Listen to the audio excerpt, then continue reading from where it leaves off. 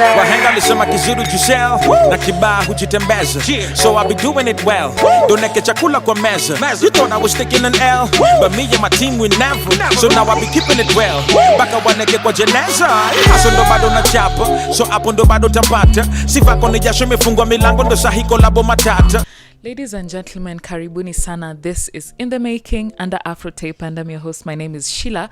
I'm joined here today with Avido. Avido, what's up? Poa sana mambo. Poa sana. Nashukuru kuja. Thank you so much for making time for us. So we want to know, tell us about you, tell us about your craft. When did it start? Yeah, so basically mi ni boy tu fulani wa mtaani hapa namba 8. Kushona ndio passion, and whenever I create like every new piece, I mean, it motivates me a lot because at the end of the day, you know, during back there before I started like making them, nobody used to believe like we can have like, you know, fast made handcloths just coming from the Kibera here. And then furthermore, I'll say that as much as I'm passionate about fashion and design, it's what like talks for me. And then, you know, at the end of the day, you cannot like talk for everybody, but it's what talks for me best. So that's why I do it. So when did you start, and how did you know that it's your passion and it's what you want to pursue? I mean, it's something that have been inside me all along, even when I was still a small kid, but it's just that I never realized that it was something that was for me, because while growing up I used to play soccer, and then because football is every child's game, and at some point I was like, thinking that maybe it will pay for my bills and everything, but it couldn't. So from soccer I started like dancing, and then writing like spoken words, and then in the middle of all those that's when I realized that I could also do fashion and design, because every time that we were called to go and perform everywhere, like, you know, to showcase our craft in dancing, they needed like new costumes every time. Oh, so you used to design the costumes? Yeah, I used to design costume for my dance crew. Yeah, my dance crew name is Chopper's Dance Crew. I still dance, by the way. That's why yeah, that's why I do. Umetoka Praco sai? Sijatoka Praco leo. Leo tu nilikuwa naota tu nikipata ideas za new dance moves. But bado can make fit to you. Okay. Okay. You look nice, by the way. So, Avido, tell me, when did you start designing, and tell me about the journey?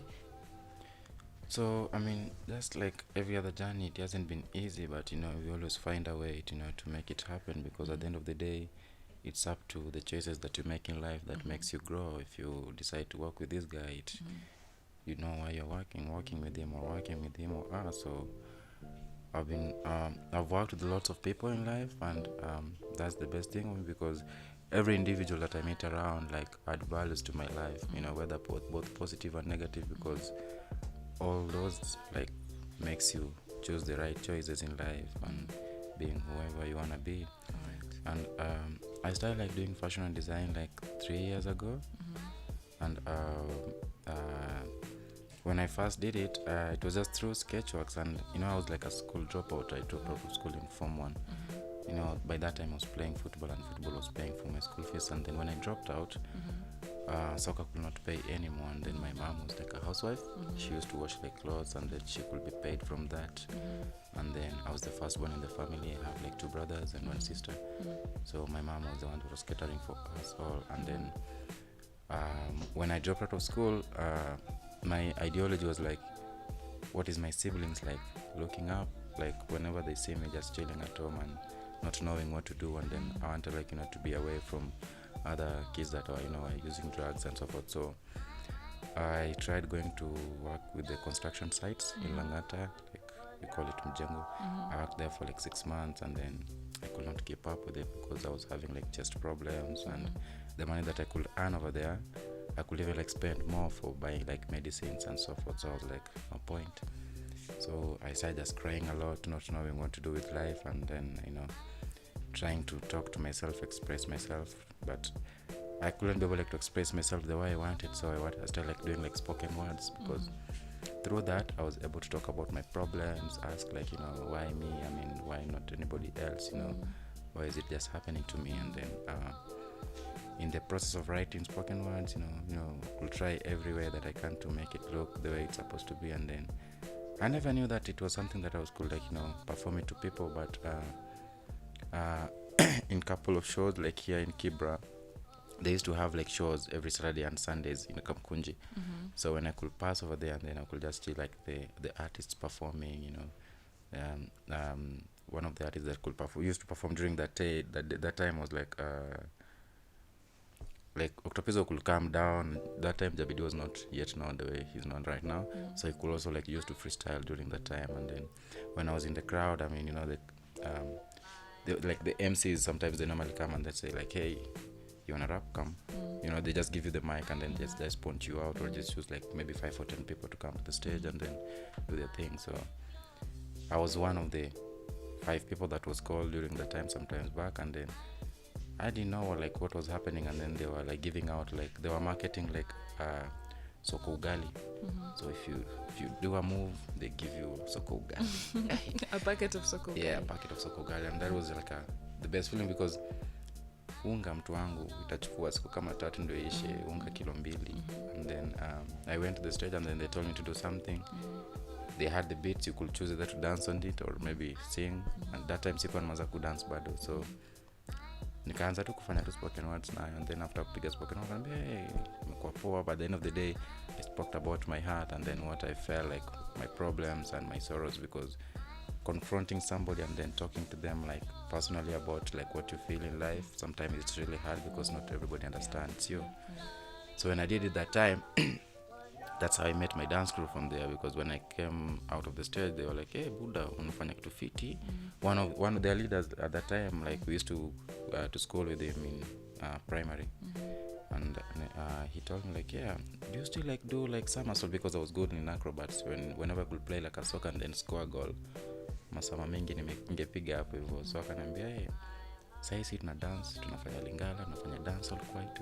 So come dance na sisi utakuwa unapiga tu masama hapo nyuma, sisi tukitingisha kiuno. Nikamwambia ina mambo ndakam, because I was always lonely at home, just chilling, not knowing like who to spend time with, because you know, time nilikuja kurealize like what do I really need for myself, because it gave me the opportunity to think as an individual, like as a person, like where do you want to be in 1 or 2 3 years to come. And I believe like in a team, and I wanted like to grow with a team. So at this time, how old were you?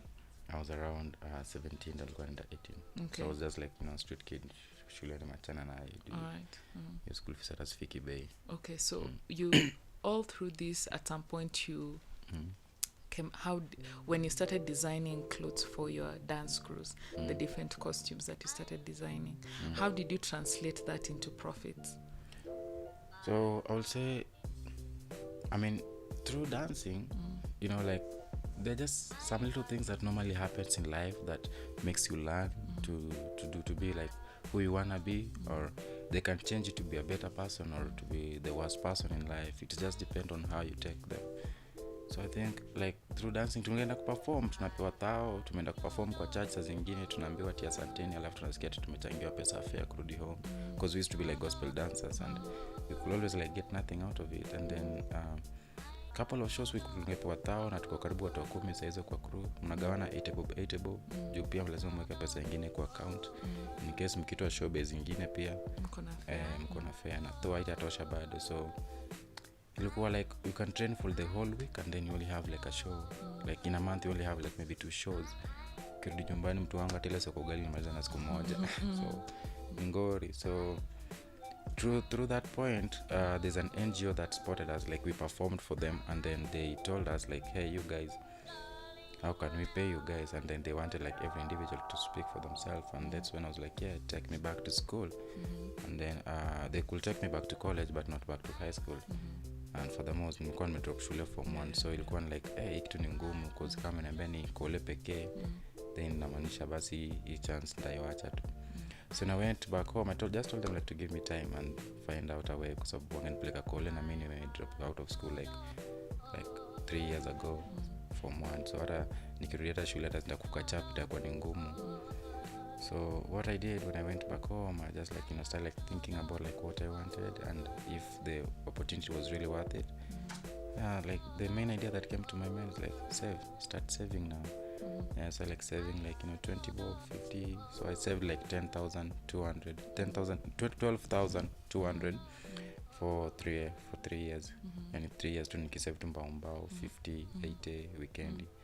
Nikakuwa able to save you 12,200. So I wanted to go back to school. That is not even enough for one semester, because one semester is above 20,000. So I found like a specific school which was like an adult education. So many alumni wa Gumbaru. Yeah, so hiyo chuo nikaenda tuition for 1 week. Nikaenda kufanya KCC. Mtu wangu uko exam hata sijui malls ni nini. Nauliza ati malls, anaoja sasa nimewatch ma series mwingi za movie, nadhani labda ni ule spy.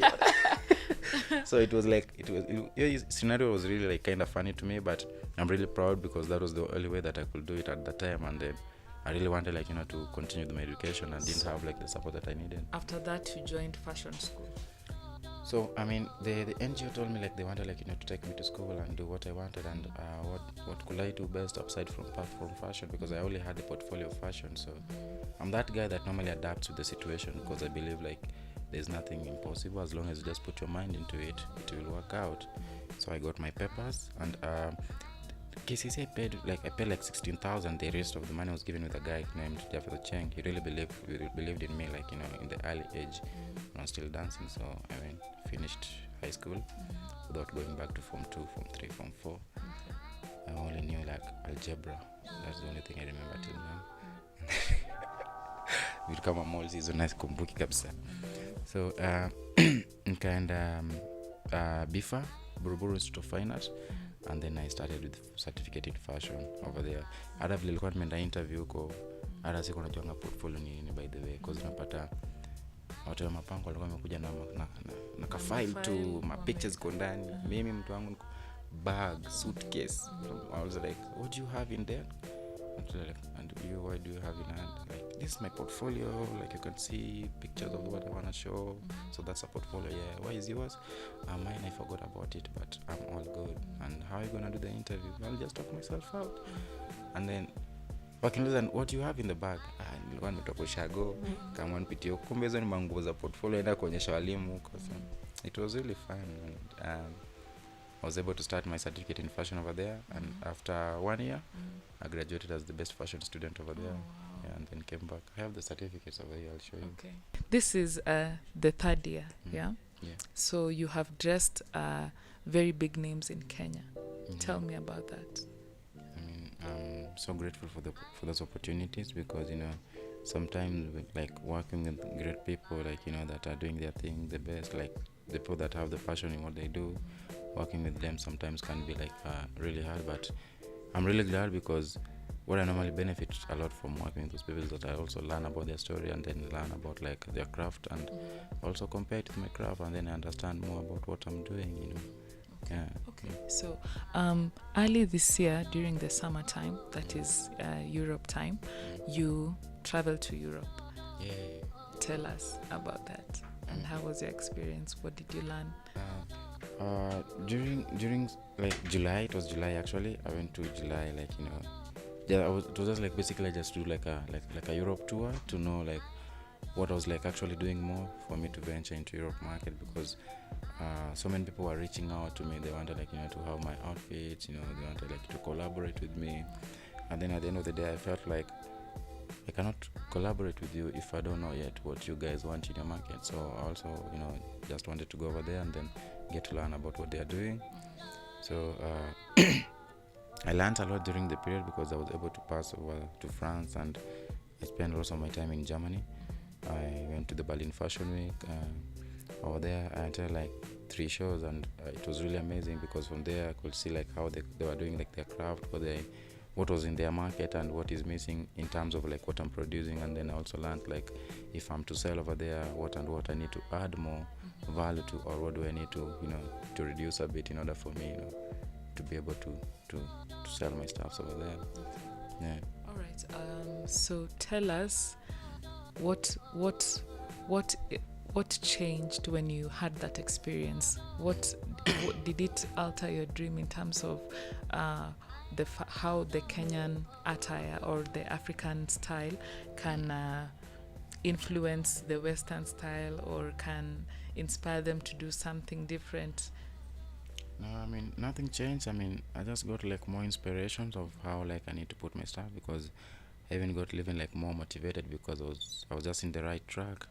I just didn't know that I was in the right track, but I believed in the ways that I was doing and in everything that I was doing.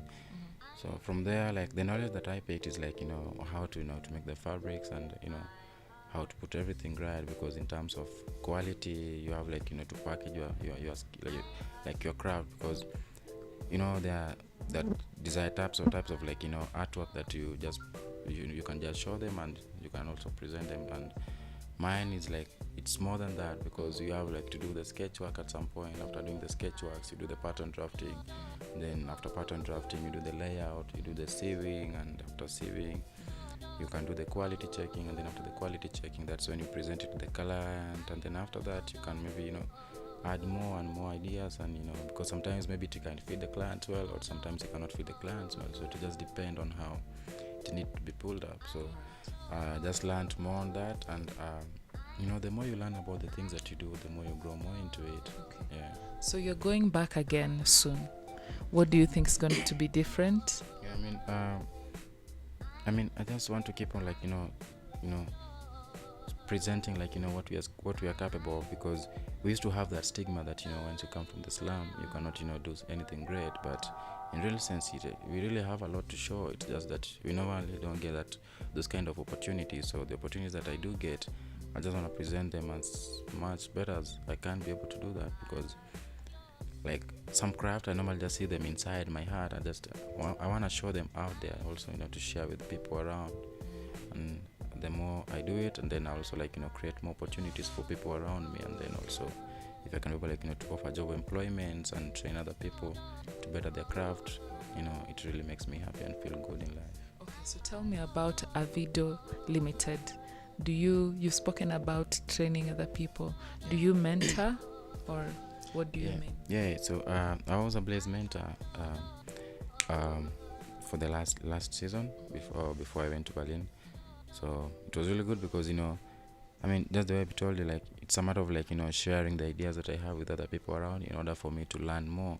And if I can be able like to better somebody's lives, I'm really happy to do that, because I was also like helped to reach to the point that I am at the moment. So Avido, tell me about your clientele. When did you get your first breakthrough, and how do you manage to get both big names internationally and locally? Okay. About my breakthrough, I don't even know like if I have a breakthrough, because like what I just told myself in life, ule to client stop wa surviving. kwanza, Yeah. ule wa kwanza mwenye uliona tu, ulituma quotation ingine hapo yenye hata roho yako ilikuwa ina na hakubagain. My first ever clients were my dance crew, because those were like I made the costumes for them. And then after that, just through the word of mouth, people started like coming like, hey, make for us costumes, make for us this. And till then I've just been working out. And just I was trying to tell you, like I deep down I told myself like, hey, I need to stop surviving and then just start living, because the moment you start living, you just like do things. You're not worried about like what's gonna come after this, because you're not afraid of taking risks, because you just keep on doing them. And then my other client that really motivated me was like my MP on Kenneth Okoth, because he's the one that also like gave me like my sewing machine, the first sewing machine that I started working with. It was like the old singer, the one that you pedal. It normally builds the curves, mazigombe na come through poor. Yeah, so after on Kenneth Okoth is the late MP of Kibera. Then Don Carlos. The money that Don Carlos gave me the first time, I've never used them till now. I still have them. Yeah. Tell me about the celebrities that you've worked with, both locally and internationally, and tell us, how do you get the gigs? I've worked with Naiboy, I've worked with Bankslave, Jimani, I've worked with Talioyando, Waire, Naiboy, Jabidi, I've worked with Timeless, Noel, I've worked with Big Ted. I've also worked with now international. I've worked with Cecil Charlton, Christopher Martin, Chronixx. I've also worked with agentsasco. You know him? His name is Assassin. The other name of him is Assassin. I've worked with $, Nasty C, Don Carlos. Wow. For real, there's so many. I'll even like lose count at some point. Yeah. You are indeed blessed. So how do you get these clients aside from referrals? Do you solicit for clients? How do you do it? I mean, I also have like my website up there because social media is like a good platform, you know, for showing your work out there and then showing what you can do. And then I normally believe like as long as you do good, like always good will follow you around. So I normally like, you know, just spend time, you know, trying to help where I can, every individual. Like I relate with people the best way that I can because I believe like the more you do good, the more good will follow you. And also kizuri chajiuza. Yeah. So it's your talent, referrals, and also your own networking. I think it's just like, you know, my talent and then, you know, my beliefs, perseverance, and, you know, my story, and also how I'm trying, you know, to sell my story out there because nobody can sell it best than you do. Why do you still live in Kibera? Because I was born and raised here, and I mean, this is my home, and I want to keep on, like, you know, inspiring the other kids that want to be fashion designers like me, because we were never like showed the way up, but at least now, at least they have me. I can show them more like what they can do in life in terms they want, like, in case they want to be like, you know, fashion designers like me. Yeah. So do you plan on opening a foundation around, or I want to open like a big factory. I mean, that is like my main dream. So if I'm able like to open like a big factory, I'll be able like, you know, to give job opportunities to people around here, because, you know, like most people are not that well educated, and if you're not well educated, you cannot get like a good job that will provide well for your family. But if I can be able like, you know, to give them the skills around, and then even if they don't work with me, they can work with anybody that they want in life, as long as, you know, they're able to earn an income for them and their family. So that's the most thing that, you know, matters to me. so Avido is going to show us where the magic happens. So stand by for that. Yeah, I'm excited. Ladies and gentlemen, this is where the magic happens. So I'm lost. Take me round. Yeah, so I mean, actually this is where like we normally do like our cuttings over here. Once I'm done with the like sketching, just normally come and do our cuttings here, and then after doing our cuttings, because we still use the same table for pattern drafting, and then after that, then that's when we get to our machines. This is one of my intern. His name is Paul. He's also like trying, you know, to learn more about fashion. Hi, Paul, can you just wave for us? Yeah, and then this one is man like Omosh. So with him, I'm also like, he helps me like once I have like lots of work, I'll push it to him. At least he is able to do them also.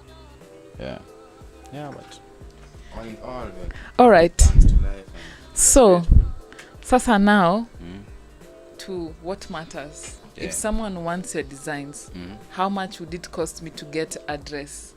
like I believe like, you know, the amount of money you earn is totally different from the amount of money maybe your friend earn. You might be in a month, you might be earning like 500,000, and then maybe your friend might be earning like maybe 30,000. Yes. Or you also have like, because here in Kibera here, I also have like guys that are working in construction site.